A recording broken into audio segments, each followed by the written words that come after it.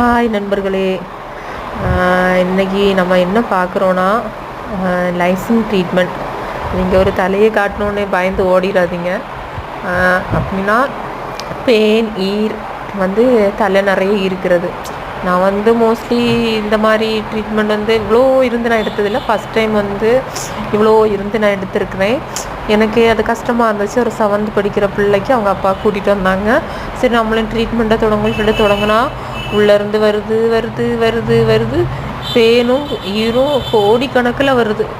அப்போ எனக்கு கஷ்டமாக இருந்துச்சு. அந்த பிள்ளைக்கு தலையில் சீப்பு கொடுக்கும்போது அந்த பிள்ளை துடிக்குது. உள்ளே போகிற அந்த சீப்பு அந்த அளவுக்கு இருந்திருக்குள்ள. அதனால் நம்ம எவ்வளவு பிள்ளைங்களை கவனிக்குமோ அவ்வளோத்துக்கு நம்ம பிள்ளைங்களை ஹேரை பாதுகாப்போம். ஸோ அந்த பிள்ளைங்களை டெய்லி வந்த உடனே தலையை சீவி ஈரோ பேனை இருந்த இடமே இப்படி முத்தத்துக்கு விட்டுறாதீங்க. உண்மையாகவே அந்த குழந்தை நல்லா கஷ்டப்பட்டுச்சு. எனக்கு கஷ்டமாக இருந்தது. எனக்கு எடுக்கும்போதே எனக்கே ஒரு மாதிரி இருந்துச்சு அந்த பிள்ளை அழும்போது. ஸோ நம்ம எவ்வளோ தூரம் நீட்டாக தலையையும் பார்த்தோன்னா அவ்வளோ தூரம் அந்த ஹேர் ஒரு ப்ரோட்டீன் கொடுக்கும். இப்படி விட